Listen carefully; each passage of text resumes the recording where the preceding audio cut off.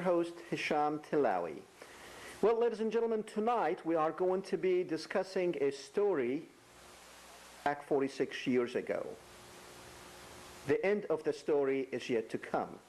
It's the assassination of John Kennedy JFK, the American president who was assassinated on November 23rd, 1963.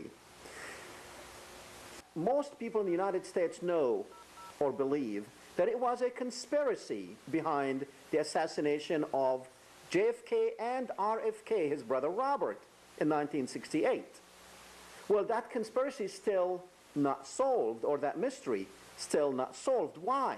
Some people thought it was the CIA who did it. Some people said it was the Cubans. Some said it was the mafia. But if it was any of those entities, ladies and gentlemen, we would have had it solved by now, because most of those people who were in those positions back then, they're either dead or incapacitated, where we can't do much with them even if we want to. So why the problem has not been solved? Definitely the CIA had many changes that somebody could have taken a look at that and said, you know what, it was the CIA, but that did not happen. The Cubans, somebody could have, the Cubans are not that strong to actually force our government not to investigate. Well, then we have the mafia left. The mafia is gone. Al Capone is gone. The good guys killed most of those people. But there is one entity that is actually still lingering there. The only entity with power to do something for 46 years to keep an investigation from taking place, that entity is still there. So who could it be? Well, ladies and gentlemen, tonight the program is threefold. One, I'm going to go through a document it's about a year old. It was declassified in 2008. In the early 1960s, Israel funneled $5 million, which is about $40 million in today's money, into United States propaganda lobbying operation. There was an organization called the American Zionist Council. It was an organization that was financed by the Jewish Agency, which was an Israeli government agency. They had an office in New York. The Jewish Agency was funding the American Zionist Council.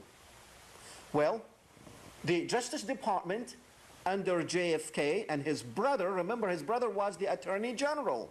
So the American Zionist Council received $5 million from the Jewish Agency, which is an Israeli state agency, a governmental agency. Well, that's against the laws in the United States. So what the Department of Justice did, it went to the American Zionist Council and said, we need you to register as a foreign agent. We do have an act of Congress called Foreign Agents Registration Act. Well, of course, the American Zionist Council, they refused. The Department of Justice orders to the American Zionist Council to register under the FARA. It reads, receipt of such funds from the American section of the Jewish Agency for Israel constitutes the council an agent of a foreign principal. The council's registration is required. So the Department of Justice told the American Zionist Council, you need to register. Oh, the negotiations between the Department of Justice and the American Council goes on. They go on high gear that, well, wait a minute, they want us to register as a foreign agent. When you register as a foreign agent, the money that you receive, that you are going to give to our politicians, it's got to be local money. That means that the American Zionist Council cannot buy our politicians. This was in the 1960s, early 1960s. Yeah, they were there, and they were doing the same thing. So if the American Zionist Council registers as a foreign agent, then their political stuff has got to go. They can't buy our congressmen anymore, and they cannot afford for that to happen. So in March of 1963, the American Zionist Council memorandum of law in support of our position that the Zionist The American Zionist Council is not required to register under the Foreign Act. So now they are talking among themselves and saying, we're not required to do that. Well, the Department of Justice insisted that they are required to do that. And the things, it goes on to 1963, in May of 1963. Now remember, JFK was assassinated in November of 1963. So these are the months headed towards November of 1963. It says, finally, Judge Rifkind, which is the chief counsel for the American Zionist, which is the chief counsel for the American Zionist Council, okay? He's the chief attorney for them.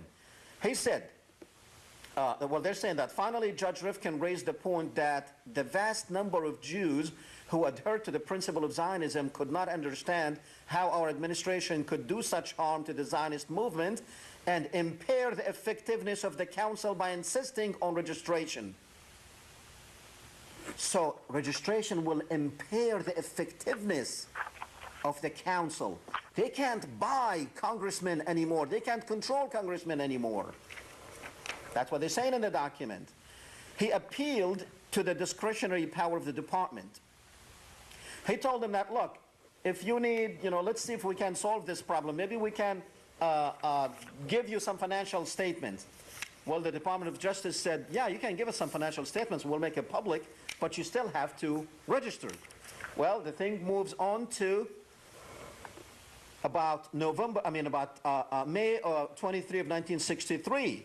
Well, the Senate gets into the act. See, the government could not get that organization to register, so the Senate had to get in. It takes an act of Congress to make these people do something. Well, even that act of Congress did not work, because the first hearing, nothing happened. The Senate required them to do it. They did not do it. I'm just going to go, for the sake of time, I'm going to speed it up. But this document is available, and you can go and see it. You can read the whole thing. It's fascinating of the power that these people have. Just to show you that it was not people who conspired. It was a system that conspired, and that system's still in power until today. So it goes on to, and then Congressman Donald Rumsfeld, he sent in a letter just to show how Rumsfeld was way back there. He was a congressman. Yes, it's the same Donald Rumsfeld that took us to war against a country that did not do us any harm, just for Israel. Put that letter, Congressman Donald Rumsfeld's letter, on the screen. And in his letter, he said that so the government starts putting the pressure on the American Zionist Council. All the Zionists in the United States, with all their powers, get up and gear up for the fight that is coming. So now we are in August. Remember, he was killed in November. We are in August 1963. And then in October of 1963, the Department of Justice demands for the American Zionist Council registration. Remember, October of 1963, they killed JFK, John Kennedy, in November 1963. A month after this, the Department of Justice demand for the American Zionist Council registration. It reads, the department expects a response from you. This is a letter that they sent to the American Zionist Council within 72 hours with regard to this matter. They gave them 72 hours. Judge Rifkin, who is the chief attorney for the Zionists, then made a plea for no registration, stating that it was the opinion of most of persons affiliated with the council that such registration would be so publicized by the American Council on Judaism that it would eventually destroy the Zionist movement. So now they know that if this takes place, this will destroy the American Zionist movement. Do you understand, people? If the Kennedys succeeded in making this agency register as a foreign agent, they would have been had. It'll be the end of them. they would not be able to control not even one single congressman, because there would be a foreign agent. A foreign agent cannot support political candidates. In November, 3 weeks after that, John Kennedy was assassinated. Lyndon Johnson became the president. The whole thing stops.